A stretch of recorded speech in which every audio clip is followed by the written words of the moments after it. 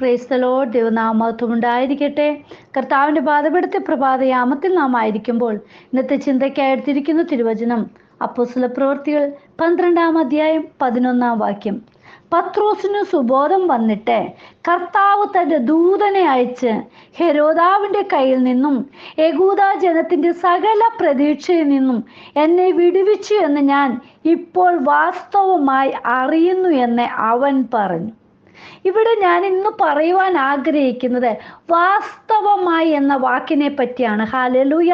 നോക്കൂ, വാസ്തവമായി ഒരു മനുഷ്യൻ ഒരു ജീവിതത്തിൽ എന്തെങ്കിലും അറിയണമെങ്കിൽ അവൻ്റെ എല്ലാ കാര്യങ്ങളും അറിഞ്ഞതിന് ശേഷമാണ് ഇവിടെ വാസ്തവമായിട്ടായിരുന്നോ ഇങ്ങനെ തന്നെ ആയിരുന്നു എന്ന് മനസ്സിലാക്കുവാൻ കഴിയും. പലപ്പോഴും നമുക്ക് ഒരു വിഷയത്തിന് മറുപടി കിട്ടാതിരിക്കുമ്പോൾ അത് സംഭവിച്ച് കഴിയുമ്പോഴാണ് അത് വാസ്തവമായിട്ട് ആ വാക്ക് നമ്മുടെ ഉള്ളിൽ കടന്നു വരുന്നത്. ഇവിടെ നോക്കൂ, നമുക്കറിയാം പത്രോസിന് എങ്ങനെയായിരുന്നു വാസ്തവമായിട്ട് അറിയുവാൻ കാരണമായത്. പത്രോസ് അപ്പോസ്തലനെ 12-ാം അധ്യായം ആദ്യം മുതലുള്ള വാക്യങ്ങൾ നാം വായിക്കുമ്പോഴൊക്കെ അറിയാം പത്രോസിനെ കാരാഗൃഹത്തിൽ തടവിലാക്കിയിരുന്ന സംഭവമാണ് ഇവിടെ വിവരിച്ചിരിക്കുന്നത്. അതായത് 4-ാം വാക്യം മുതൽ കാണും, അവനെ പിടിച്ച ശേഷം പെസഹ കഴിഞ്ഞിട്ട് ജനത്തിന്റെ മുമ്പിൽ നിർത്തുവാൻ ഭാവിച്ചു. തടവിലാക്കി അവനെ കാപ്പാൻ 4 ചേവകരുള്ള 4 കൂട്ടത്തിന് ഏൽപ്പിച്ചു. ഇങ്ങനെ പത്രോസിനെ തടവിൽ സൂക്ഷിച്ചു വരുമ്പോൾ സഭാ ശ്രദ്ധയോട് അവനു വേണ്ടി ദൈവത്തോട് പ്രാർത്ഥന കഴിച്ചു പോന്നു. ഇതെല്ലാം നമുക്കറിയാം. ഹല്ലേലൂയ. പക്ഷേ ഒരു ദൂതൻ അവൻ്റെ അടുക്കലേക്ക് കടന്നു വരുന്നത് അവൻ ദർശനത്തിലൂടെയാണ് കാണുവാൻ അറിഞ്ഞത്.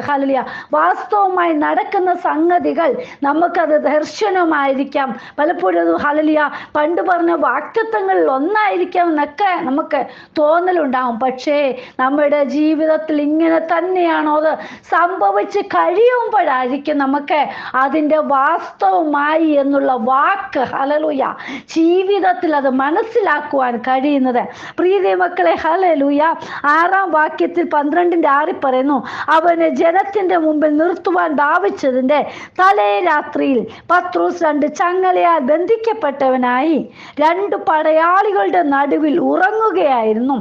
വാതിലിന്റെ മുമ്പിൽ കാവൽക്കാർ കാരാഗ്രഹം കാത്തുകൊണ്ടിരുന്നു.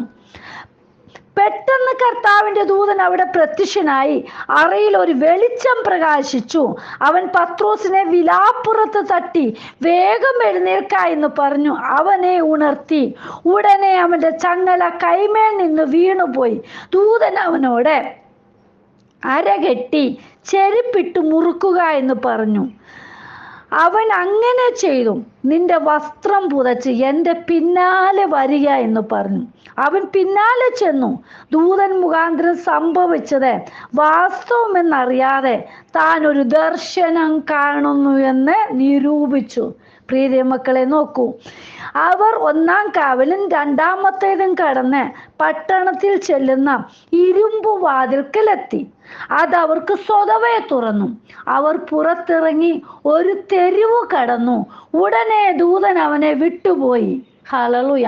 അപ്പോഴാണ് പത്രോസിനെ സുബോധം വന്നിട്ട് കർത്താവ് തൻ്റെ ദൂതനെ അയച്ച് ഹെരോദാവിൻ്റെ കയ്യിൽ നിന്നും യഹൂദാ ജനത്തിൻ്റെ സകല പ്രതീക്ഷയിൽ നിന്ന് എന്നെ വിടുവിച്ചു എന്ന് ഞാൻ ഇപ്പോൾ വാസ്തവമായി അറിയുന്നു. പ്രിയ മക്കളെ, ഹല്ലേലൂയ. അതുവരെ സംഭവിച്ചതൊന്നും വാസ്തവമായിരുന്നു എന്ന് പത്രോസിന് മനസ്സിലായില്ല. ഹല്ലേലൂയ. ജീവിതത്തിൽ നടക്കേണ്ടുന്ന കാര്യങ്ങളെല്ലാം ഒരിക്കലും നടക്കാത്ത കാര്യമാണ് ഇവിടെ നടന്നത്. ദൂതൻ അവിടെ വരെ കൊണ്ടെത്തിക്കേണ്ടതും വരെ കൊണ്ടെത്തിച്ചപ്പോഴാണ് വാസ്തവമായി ഇത് നടന്നതാണെന്ന്, ദർശനമല്ലായിരുന്നു, തൻ്റെ ജീവിതത്തിൽ സംഭവിച്ചതാണെന്ന് മനസ്സിലാക്കുവാൻ സാധിച്ചത്. നമ്മൾ ബൈബിളിൽ ആദ്യമേ കാണുവാൻ കഴിയുന്നത് ഉൽപ്പത്തി പുസ്തകത്തിലാണ്. വാസ്തവമായി എന്ന വാക്ക് 3-ാം അധ്യായം 1-ാം വാക്യത്തിൽ കാണാൻ കഴിയുന്നത്. യഹോവയായ ദൈവം ഉണ്ടാക്കിയ എല്ലാ കാട്ടുജന്തുക്കളെക്കാളും പാമ്പ് കൗശലമേറിയതായിരുന്നു. അത് സ്ത്രീയോടെ തോട്ടത്തിലെ യാതൊരു വൃക്ഷത്തിന്റെ ഫലവും നിങ്ങൾ തിന്നരുതെന്ന് ദൈവം വാസ്തവമായി കൽപ്പിച്ചിട്ടുണ്ടോ എന്ന് ചോദിച്ചു. നോക്കൂ, ഹല്ലേലൂയ, പാമ്പ് കൗശലമേറിയതായിരുന്നു എന്ന് ആദ്യമേ തന്നെ പറയുമ്പോൾ തന്നെ അവൻ ഹല്ലേലൂയ കൗശല വാക്കുകൾ ഉപയോഗിക്കേണ്ടവന്റെ അടുക്കലേക്കാണ് ചെന്നത്, സ്ത്രീയുടെ അടുക്കലേക്കാണ് ചെന്നത്. ഹല്ലേലൂയ. അത് ചോദിക്കുന്നു, തോട്ടത്തിലെ യാതൊരു വൃക്ഷത്തിന്റെ ഫലവും നിങ്ങൾ തിന്നരുതെന്ന് ദൈവം വാസ്തവമായി കൽപ്പിച്ചിട്ടുണ്ടോ എന്ന് ചോദിച്ചു. ഹല്ലേലൂയ. നോക്കൂ, നമുക്ക് 2-ാം അധ്യായത്തിൽ ഹല്ലേലൂയ ദൈവം എന്താണ് മനുഷ്യനോട് പറഞ്ഞതെന്ന് 15-ാം വാക്യം മുതലുള്ള വാക്യത്തിൽ കാണാൻ കഴിയുന്നുണ്ട്. യഹോവയായ ദൈവം മനുഷ്യനെ കൂട്ടിക്കൊണ്ടുപോയി ഏദൻ തോട്ടത്തിൽ വേല ചെയ്യുവാനും അതിനെ കാപ്പാനും അവിടെയാക്കി. യഹോവയായ ദൈവം മനുഷ്യനോട് കൽപ്പിച്ചത് എന്തെന്നാൽ, തോട്ടത്തിലെ സകല വൃക്ഷങ്ങളുടെയും ഫലം നിനക്ക് ഇഷ്ടം പോലെ തിന്നാം, എന്നാൽ നന്മ തിന്മകളെ കുറിച്ചുള്ള അറിവിന്റെ വൃക്ഷത്തിന്റെ ഫലം തിന്നരുത്, തിന്നുന്ന നാളിൽ നീ മരിക്കും.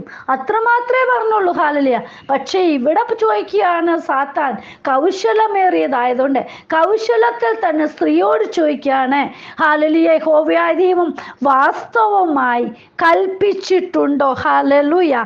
പ്രിയ മക്കളെ, പലപ്പോഴും പലതിലും തെറ്റിക്കുവാനും വാസ്തവമായിട്ടുള്ള വാക്കുകൾ ഹല്ലേലൂയ നമ്മെ ഉപയോഗപ്പെടുത്തുന്നുണ്ട്. ഹല്ലേലൂയ. ദുരുപയോഗം, അതായത് ഹല്ലേലൂയ പലപ്പോഴും ഉപയോഗവുമായി തീരുന്നുണ്ട്, ദുരുപയോഗവുമായി തീരുന്നുണ്ട്. ഹല്ലേലൂയ. പ്രിയ മക്കളെ, നാമാണ് അത് ചിന്തിച്ച് മനസ്സിലാക്കേണ്ടത്. എങ്ങനെയുള്ള വാക്കുകളാണ്, എവിടെയാണ്. ഹല്ലേലൂയ.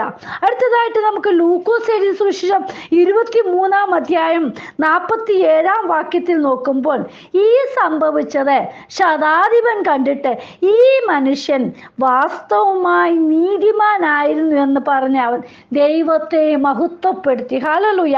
നോക്കൂ, ശതാധി നമുക്കറിയാം യേശുവിനെ ക്രൂശിച്ച ഹല്ലേലൂയ ആ സമയത്തുണ്ടായ സംഭവമാണ്. തൻ്റെ ജീവിതത്തിൽ അത് മനസ്സിലാക്കിയപ്പോൾ, രുചിച്ച അത്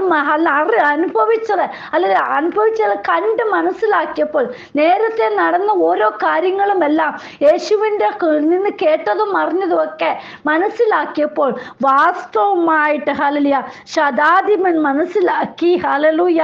ഇത് ഈ മനുഷ്യൻ വാസ്തവമായി നീതിമാനായിരുന്നുവെന്ന്. ഹല്ലേലൂയ. നോക്കൂ, നമ്മൾ 23-ാം അധ്യായം നമ്മളൊന്ന് വായിക്കുമ്പോൾ അറിയാം അതിൻ്റെ വാസ്തവം എന്തായിരുന്നു എന്ന്. ഹല്ലേലൂയ. അതുപോലെ തന്നെയാണ് 24-ാം അധ്യായം 34-ാം വാക്യത്തിലെ ഹല്ലേലൂയ യേശുപ്പൻ ഉയർത്തെഴുന്നേറ്റിട്ട് കർത്താവ് വാസ്തവമായി ഉയർത്തെഴുന്നേറ്റ് ശിമോന് പ്രത്യക്ഷനായെന്ന് കൂടിയിരുന്ന് പറയുന്ന 11 വരെയും കൂടെയുള്ളവരെയും കണ്ടു. നമുക്കറിയാം 24-ാം അധ്യായം 13 മുതലുള്ള വാക്യങ്ങൾ നോക്കുമ്പോൾ ആരോടൊപ്പം യേശു എങ്ങനെയൊക്കെ പോയി, ഹല്ലേലൂയ, അവരോട് എന്താണ് പറഞ്ഞതെന്നൊക്കെയാണ് അതിൽ പറഞ്ഞിരിക്കുന്നത്. വാസ്തവമായിട്ട് അവരവിടെ മനസ്സിലാക്കുവാൻ സാധിച്ചു.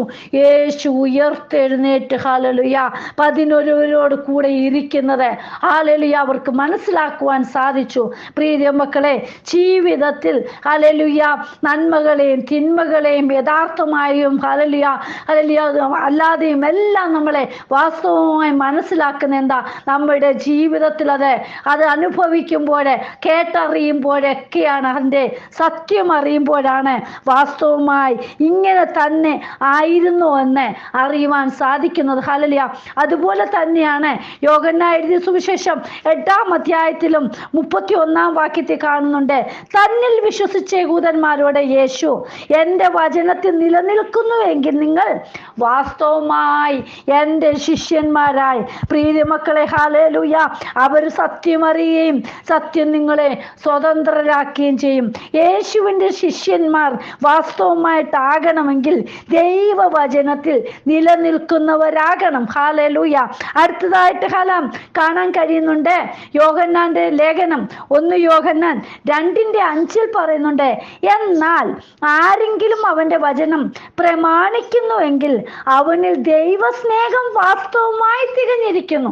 പ്രിയ മക്കളെ, ഹല്ലേലൂയ, ദൈവത്തിന്റെ വചനം പ്രമാണിക്കുന്നവരെയും ദൈവത്തിന്റെ വചനം അറിയുന്നവരും വാസ്തവമായിട്ട് യേശുവപ്പന്റെ വചനം കേട്ടറിഞ്ഞവരെല്ലാം മനസ്സിലാക്കിയവരാണ്. ഹല്ലേലൂയ, വാസ്തവമായിട്ട് അത് രുചിച്ചറിഞ്ഞവരാണ്. യേശുവാണെന്നും അനുഭവിച്ചറിഞ്ഞവരാണ്. യേശുവപ്പന്റെ വാക്കുകൾ കേട്ടറിഞ്ഞവരാണ്. വാസ്തവമായി പ്രിയ മക്കളെ, ഇന്ന് നമ്മളും കർത്താവിനെ ഹല്ലേലൂയ നമ്മുടെ ജീവിതത്തിൽ അത് അനുഭവിച്ചറിയണം. യേശു വാസ്തവമായിട്ട് നമ്മളുടെ ഇടയിൽ വന്നു, അത് ജീവിച്ചു, മരിച്ചു, ഹല്ലേലൂയ ഉയർത്തെഴുന്നേറ്റു. ഇനിയും കർത്താപ്പച്ചൻ വാസ്തവമായി വരും. അതാണ് നമ്മുടെ ഉറപ്പ്. നമുക്ക് പ്രാർത്ഥിക്കാം. കർത്താവിൻ്റെ കരങ്ങളിൽ നമ്മെ തന്നെ സമർപ്പിക്കാം. കർത്താവേ, ഇന്ന് വചനം കേൾക്കുന്ന ഓരോ മക്കളുടെ ജീവിതത്തിൽ വാസ്തവമായി ക്രിസ്തുവിൻ്റെ വചനം മനസ്സിലാക്കി അപ്പൻ്റെ വരവിനെ നോക്കി പാർക്കുന്നവരായി തീരുവാൻ അപ്പ ഇടയാക്കണമേ. കരങ്ങളിൽ സമർപ്പിക്കുന്നപ്പ ഇന്നത്തെ വചനം ഓരോരുത്തരുടെ ജീവിതത്തിൽ അനുഭവിച്ച് രുചിച്ച് മനസ്സിലാക്കി വാസ്തവമായി യേശു ഹല്ലേലൂയ ഇനി വരുമെന്ന് ഉറച്ചു തന്നെ വിശ്വസിപ്പാൻ ഇടയാക്കണം. അപ്പൻ അങ്ങനെ അറിയുന്നതിന് ചെയ്യുന്നതിനായി സ്തോത്രം. യേശുവിൻ നാമത്തിൽ തന്നെ ആമേൻ. God bless you all. ബിനുവജു, മുംബൈ. ഹല്ലേലൂയ. സ്തോത്രം.